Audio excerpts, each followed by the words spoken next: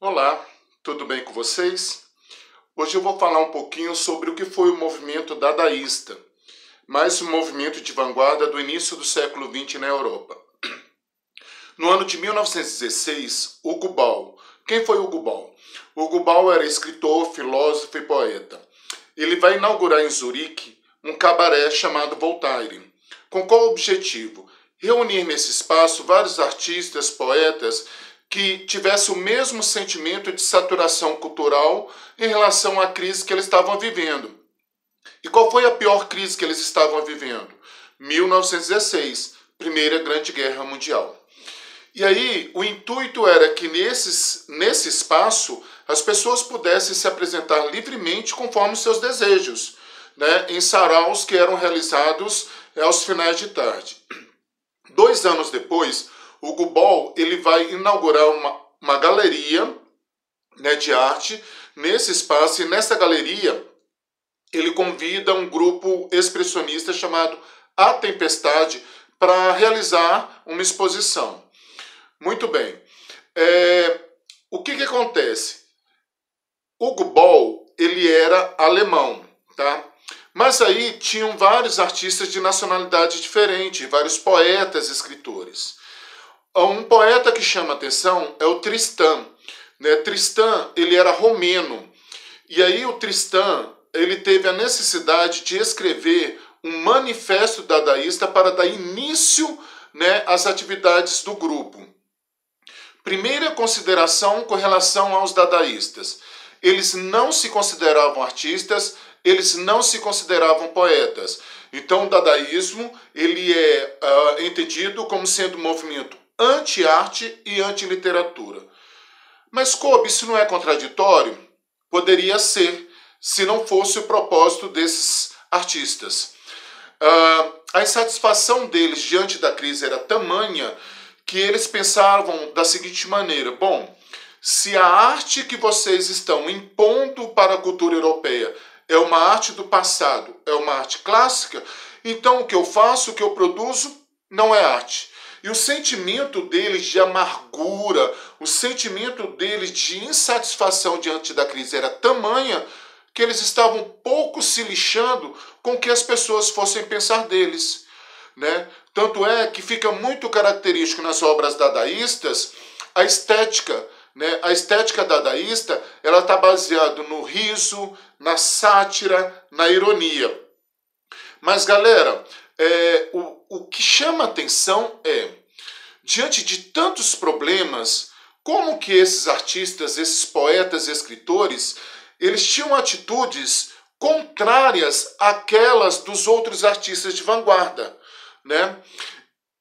Nada mais é do que o reflexo, né, psicológico desses artistas. Nada mais é do que a profunda amargura que eles estavam sentindo diante da crise. E eles vão ter relações contrárias, né, àquilo que a sociedade europeia do início do século XX propagava. Então, se a minha arte não é considerada arte pelos acadêmicos, não é considerada arte pelos intelectuais, qual é a minha função enquanto dadaísta? Provocar esses intelectuais. Né? A ideia dos dadaístas era fazer com que esse sentimento de saturação pudesse ser uma provocação aos intelectuais. Kobe, como é que surge o nome dadaísta? Dadaísmo. Né? Tristan, em um determinado momento, reunido com esses amigos, com os amigos nesse cabaré, ele pega um dicionário, ele abre o dicionário e ele coloca aleatoriamente o dedo em uma palavra. E o dedo dele, né, se posiciona em uma palavra dadá. Dadá significa brinquedo, cavalo, cavalo de pau. Então, como para eles nada mais fazia sentido, eles estavam num sentimento de revolta profunda, estou pouco me lixando porque o que vão pensar de nós, eles acharam propício que o nome do movimento fosse dadaísmo, né? A partir dessa ideia de Dadá. Né? Então, o sentimento dos dadaístas era um sentimento de profunda angústia, mas que eles transpassavam isso de forma irônica, satírica, engraçada.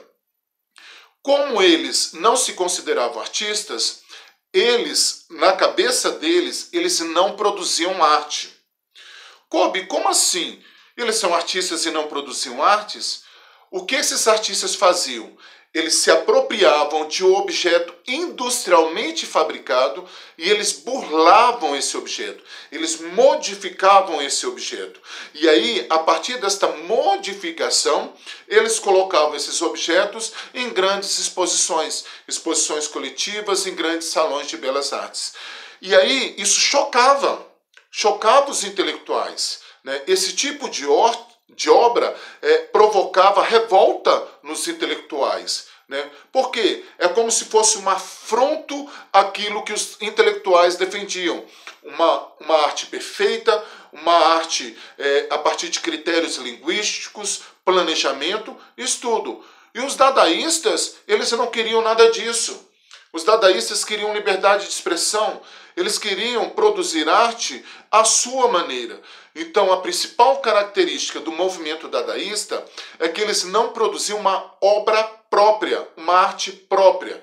Eles se apropriavam, né, de outras obras de arte, eles se apropriavam de outros objetos e aí eles modificavam de forma satírica, irônica, esses objetos. Ok? Mas tudo isso, gente, nada mais é do que o reflexo dessa saturação cultural que os artistas tinham. Então, nada mais era colocar para fora as suas angústias diante de toda essa crise, principalmente o que estava acontecendo no mundo, que foi a Primeira Grande Guerra Mundial. A questão psicológica desses artistas, ela estava tão afetada a ponto deles não medirem esforços, né, não pensarem nas consequências do que eles estavam fazendo. Né?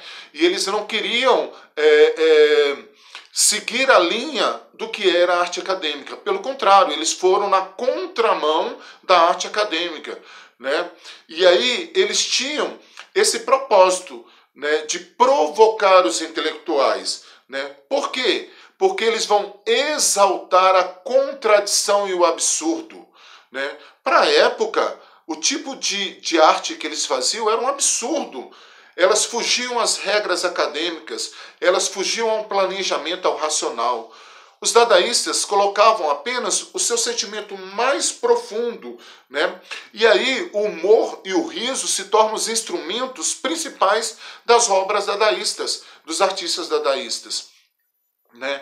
O que acontece? Quando eles escandalizavam os intelectuais, eles se sentiam fortalecidos. É como se eles estivessem provocando essa arte acadêmica. É como se eles estivessem numa batalha, né, batendo de frente com aquilo que a sociedade europeia pregava como sendo correto, que era uma arte do passado. E os dadaístas, eles vão trabalhar a partir de duas atitudes. Burla desenfreada e cínica da missão da arte. Ou seja, qual era a verdadeira missão da arte naquele momento? O que era essa missão? Era resgatar, era copiar o passado? E eles não aceitavam, então eles burlavam essas ideias acadêmicas. Segunda atitude, a amargura brotada da própria irracionalidade diante da guerra. O temor deles diante desse fenômeno, Primeira Guerra Mundial, foi tão grande que a amargura das consequências era tamanho, do tipo assim, bom, como que vários países entram num conflito de guerra e não pensam nas consequências? Porque, galera, uma guerra, ela não vai atingir diretamente não apenas aqueles que estiverem diretamente na guerra, mas todos os países que tiverem relações diplomáticas com aqueles que estão envolvidos na guerra também serão afetados. Para vocês terem uma ideia, no início do século XX, durante a Primeira Guerra Mundial, vários países africanos ainda eram colônias de países europeus. E eles precisaram obrigatoriamente participar dessas batalhas. E aí, quando você tem uma guerra, você mexe com a economia mundial, com a política, com a religião, com a cultura, você mexe com vários aspectos de formação cultural do indivíduo. Né? E isso vai acarretar questões psicológicas. E foi o que aconteceu com os artistas do dadaísta. psicologicamente eles estavam muito afetados, né? Então, o dadaísmo, ele vem propor um tipo de arte que pudesse mostrar toda a sua insatisfação diante da crise. Duchamp foi um dos artistas mais expressivos, mais provocantes do dadaísmo, né? Ele tem uma obra chamada Mictório. Duchamp era muito respeitado no meio artístico. E aí ele foi convidado para participar de uma exposição coletiva. O que o Duchamp fez diante de toda a sua crise emocional? Duchamp pega um mictório e ele transforma esse mictório em um chafariz. E ele coloca na exposição. Isso causou uma certa aflição para os acadêmicos. O que esse maluco trouxe para a nossa exposição? O que ele vai apresentar? O que ele vai aprontar? Em compensação, para aqueles que seguiam a linha do Duchamp, que eram os dadaístas, todos estavam na expectativa o que nós vamos ter como provocação aos intelectuais feitos por Duchamp. E ele transforma um mictório em um chafariz e coloca nessa exposição coletiva, no meio da exposição. Essa obra de arte do Duchamp causou revolta na classe acadêmica. É um absurdo. Por quê? O que está por trás desse mictório? O mictório, ele vai escoar, né? Ele vai escoar a urina, ele vai escoar, né, no caso do vaso sanitário, as fezes. Quando ele pega isso e transforma no chafariz, o chafariz joga tudo pro alto, né? Então é como se ele estivesse dizendo que naquele momento tudo era uma porcaria, nada fazia sentido para ele. Aquela exposição não fazia sentido, a arte acadêmica não tinha sentido. Mas uma das obras que mais provocou indignação é o Bigode da Mona Lisa. Vocês sabem que essa obra, a Gioconda ou Mona Lisa, ela é respeitada mundialmente por se tratar de uma obra feita por um dos maiores artistas acadêmicos da humanidade, Leonardo da Vinci. Leonardo da Vinci era renascentista. Ele era médico, projetista, arquiteto, ele era artista. Ele era aficionado pela perfeição. Tudo que nós sabemos desse artista se dá a partir dos achados pelos locais aonde o Leonardo da Vinci passava. Desenhos, projetos feitos a lápis, né, que foram guardados, colocados em gavetas. A partir daí, né, foi feita uma pesquisa sobre esses projetos e a finalização do projeto, né, a arte pronta. Então, Leonardo da Vinci era muito respeitado na área acadêmica. E quando Leonardo da Vinci ele faz a obra Gioconda, um quadro pequeno, essa obra foi muito pensada. Afinal de contas, essa obra, galera, foi uma homenagem que ele fez a uma grande amiga dele, a melhor amiga dele, tá? E essa obra, gente, mostra a Gioconda, ela realmente posou para o Leonardo da Vinci no ateliê do artista, e ele a representou com trajes muito simplórios, né, com um véu muito fino e trajes muito simplórios. E ele cria uma atmosfera atrás com um vale para valorizar a beleza da Gioconda. Haja visto que essa mulher era a mulher de um mercadante muito rica. E o Leonardo não queria, na ocasião, mostrar o seu valor financeiro, a sua riqueza, as suas posses, mas a sua beleza. Haja visto que a luz representada na obra, ela é frontal, valorizando o rosto da Gioconda e o colo dela. Essa obra foi muito estudada, é uma obra muito respeitada. Muito bem.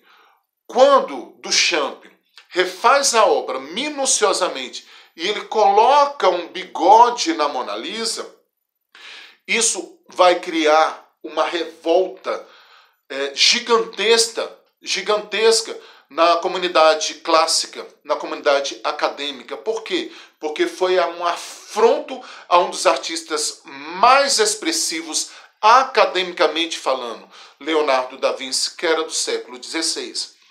Então, galera, para finalizar, o dadaísmo tinha essa função, né? E o que estava por trás de toda essa sátira, de toda essa diversão, porque eles burlavam, eles modificavam algo que já estava pronto, né? É justamente o resultado da sua amargura mais profunda diante da crise. do seu sentimento de revolta, do seu sentimento de saturação cultural. Então é a amargura mais profunda do artista dadaísta diante de tudo aquilo que os artistas clássicos acadêmicos pregavam como sendo arte. Beijo no coração.